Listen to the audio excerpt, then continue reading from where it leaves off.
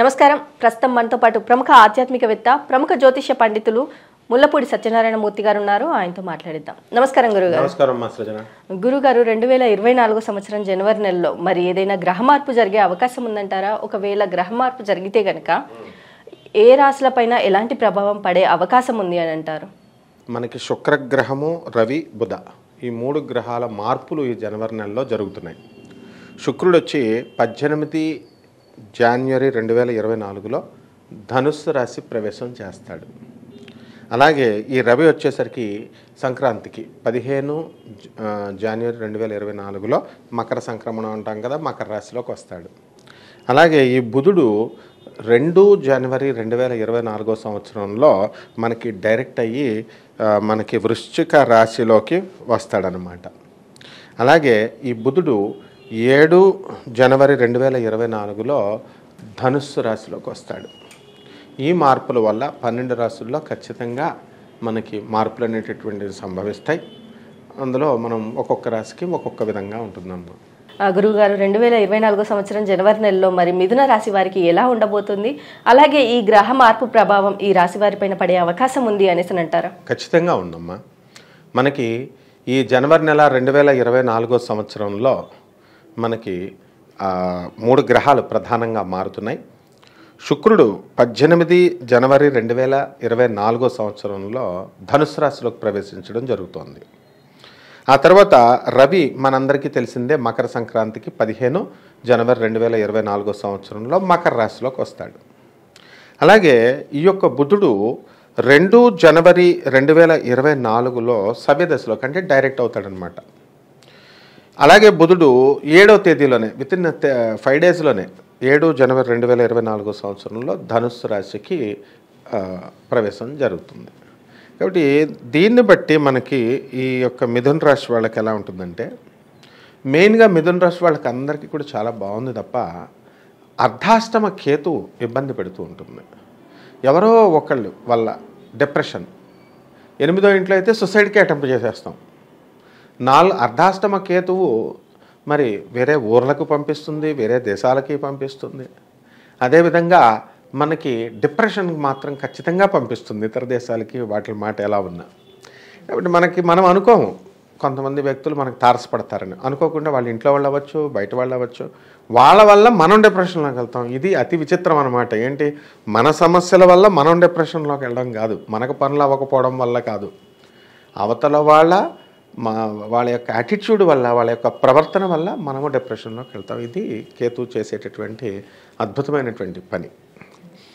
అయితే మనకి బుధుడు డైరెక్ట్ అయ్యి 6వ ఇంట్లో ఉన్నాడు కాబట్టి దీన్ని శత్రువులపై కొంతవరకు మనం ఆధిపత్యం అనేది సాధిస్తాం. అంటే మన వాక్కులపైన నియంత్రణ, మన మాటలపైన నియంత్రణ అనేటటువంటిది ఉంటుంది. అందువలన మనము నిజాయితీగా మనం ప్రవర్తించడం జరుగుతుంది. కానీ అవతల వాళ్ళకి మన నిజాయితీని కొద్దిగా అర్థం చేసుకోవడం ప్రారంభిస్తారు. ఇప్పుడు ఈ యొక్క 2 జనవరి 2024 తర్వాత. అలాగే దాని తర్వాత కొంచెం పుంజుకొని మళ్ళీ 7వ స్థానంలోకి ఈ బుధుడు రావడం, మరి అక్కడే ఉన్నటువంటి కుజుడు మనకి ధనుస్సు రాశిలోనే ఉండడం, ఈ కుజబుధుల కలయిక అంత మంచిది కాదు. దానివల్ల మోకాళ్ళ నొప్పులు, అనాలోచితమైనటువంటి ఫోర్స్ఫుల్గా మనం వెళ్తేనే తప్ప మనకి ఫలితం అనేటటువంటిది రానటువంటి పరిస్థితులు ఇవన్నీ కూడా జరుగుతాయి. అలాగే ఈ యొక్క శుక్రుడు మరి మనకి ధనుస్సు రాశి ప్రవేశం వలన భర్తలో కొంత మార్పు. ఇప్పుడు సాధారణంగా భర్త మనసులో ఉంది, భార్య మనసులో ఉంది, ఎవరికేం తెలియదు. మామూలుగా ఏమండి మా ఆయన చాలా మంచోడండి అని వీళ్ళు చెప్తారు. బట్ భర్త మంచోడా కాదా అన్నది మనకి ఎప్పుడు తెలుస్తుంది? విపత్కర పరిస్థితులు వచ్చినప్పుడే ఏ మనిషి యొక్క ప్రవర్తన అయినా మనకు తెలుస్తుంది. కాబట్టి అది చుట్టుపక్కల వాళ్ళకి, అంటే ఇంట్లో మిగతా రిలేటివ్స్ అసెస్ చేస్తారు. నీతో మామూలుగానే ఉంటారు కాబట్టి నువ్వు అసెస్ చేయలేవు. కానీ ఈ ధనుస్సు రాశిలోకి ఈ యొక్క శుక్ర ప్రవేశం చేసిన తర్వాత మరి భర్త కొంచెం ఆడ్గా బిహేవ్ చేయడము, ఆ తర్వాత మీరు నిజాయితీగా వెళ్తున్నా మిమ్మల్ని సరిగ్గా అర్థం చేసుకోకపోవడము, ఇలాంటి కొన్ని ఘటనలు జరగడానికి అవకాశాలు ఉంటాయి. ఆ తర్వాత అష్టమంలో ఉన్నటువంటి రవి ప్రభుత్వ పరంగా మనకి ఇంతవరకు పనులు కానటువంటివి ఇంకా కొంతకాలం వెయిట్ చేయాల్సినటువంటి అవసరం ఉంది. ప్రభుత్వ సబ్సిడీలు మీకు అందవు. అలాగే ప్రభుత్వం నుంచి మీరు మున్సిపల్ కాంట్రాక్టర్స్ వీళ్ళు ఉంటారు, రైల్వే కాంట్రాక్టర్స్, వాళ్ళకి బిల్స్ అన్నీ కూడా పెండింగ్లోనే ఉండడం జరుగుతుంది. ఇలాంటి చిన్న చిన్న మార్పులు ఈ నెలలో మిథున రాశి వాళ్ళకి జరుగుతాయమ్మా. మరి ఈ రాశి రాజకీయ నాయకులకు ఎలా ఉండబోతుంది అంటారు? ఈ రాశి రాజకీయ నాయకులకు అంత పెద్దగా మంచి పరిస్థితి ఈ జనవరి నెలలో ఉండదు. కానీ ఓవరాల్గా మిథున రాశికి బాగుంది. అండ్ ఎమ్మెల్యేలుగా, ఎంపీలుగా, జడ్పీటీసీలుగా ఇలా రకరకాల ఎలక్షన్స్లో ఈవెన్ కాలేజ్ ఎలక్షన్స్లో కూడా మన పిల్లలు మిథున రాశి వాళ్ళు సెలెక్ట్ అవ్వడానికి అవకాశాలు ఉంటాయి. కానీ పోర్ట్ఫోలియోస్ దగ్గరికి వచ్చేసరికి వీళ్ళకి నామినేటెడ్ పోస్టులు ఈ నెలలో లేవు కాబట్టి అవి రావు. ఒకవేళ ఉన్నా తీసుకున్నా వీళ్ళకి ఎవరు.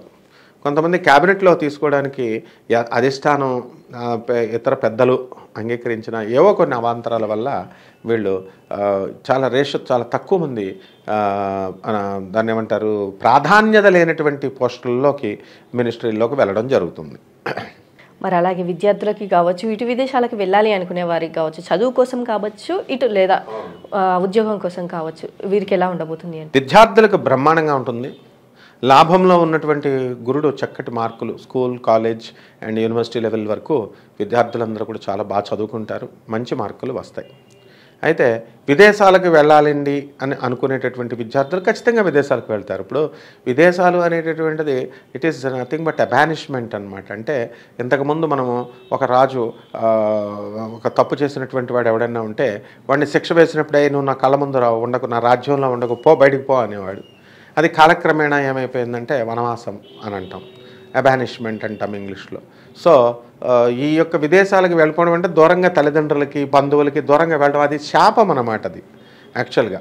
కానీ తప్పనిసరి పరిస్థితుల్లో డబ్బులు వస్తున్నాయి కాబట్టి అది ప్రియంగా మారుతుంది కాబట్టి విదేశాలు అనేటటువంటి మోజులో వెళ్తారు. కానీ ఇక్కడ ఉన్నటువంటి కంఫర్ట్స్ కానీ, ఇక్కడ ఉన్నటువంటి బంధువులు ఇవన్నీ కూడా ఉండవు, ఆప్యాయతలు ఉండవు. అది వెళ్ళిన తర్వాత కొంతకాలానికి వాళ్ళకి అర్థమవుతుంది.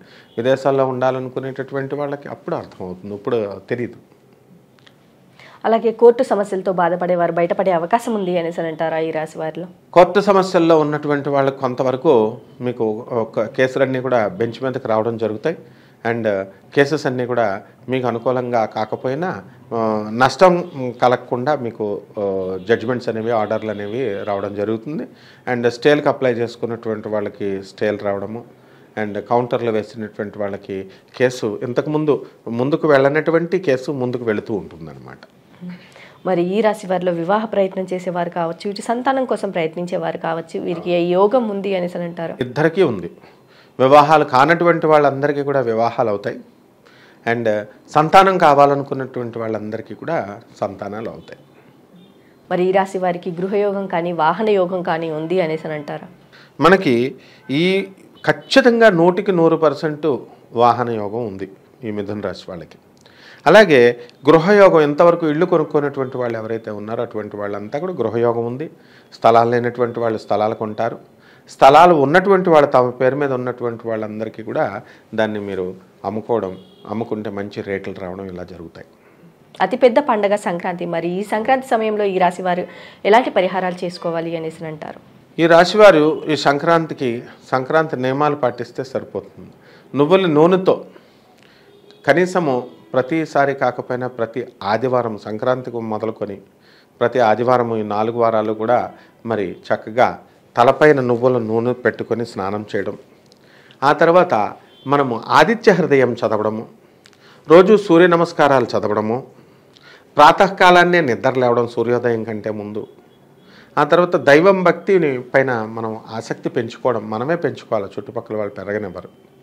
కాబట్టి ఈ విధంగా సూర్యనారాయణమూర్తికి ఈ 4 ఆదివారాలు కూడా మనం పసుపు పువ్వులతో కనుక పూజ చేసుకుని, పాయసాన్నం కనుక నివేదన చేసి ఈ విధంగా మనం చేసుకుంటే బాగుంటుంది. అలాగే కిలోంపావు గోధుమల్ని, ఆ తర్వాత పసుపు రంగు వస్త్రాన్ని లేదా ఆరెంజ్ కలర్ వస్త్రాన్ని పేద బ్రాహ్మడికి దానం చేయడం ద్వారా మనకి ఈ దోషాల నుంచి వీళ్ళు తప్పించుకోవచ్చు.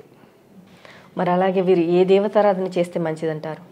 ఖచ్చితంగా ఈ యొక్క మిథున రాశి వాళ్ళు ఎప్పుడు కూడా శ్రీమన్నారాయణమూర్తికి చెయ్యాలి యాక్చువల్గా. కానీ మనము అమ్మవారి బెజవాడ కనకదుర్గ అమ్మవారి యొక్క ఆరాధన చేసుకోవడం, ప్రతి శుక్రవారము అమ్మవారికి పాదపద్మాలకు చక్కగా కుంకుమార్చన చేసుకోవడం, అట్లీస్ట్ ఈ జనవరి నెలలో అయినా సరే ఈ విధంగా చేయడం వల్ల శుభ ఫలితాలు కలుగుతాయి.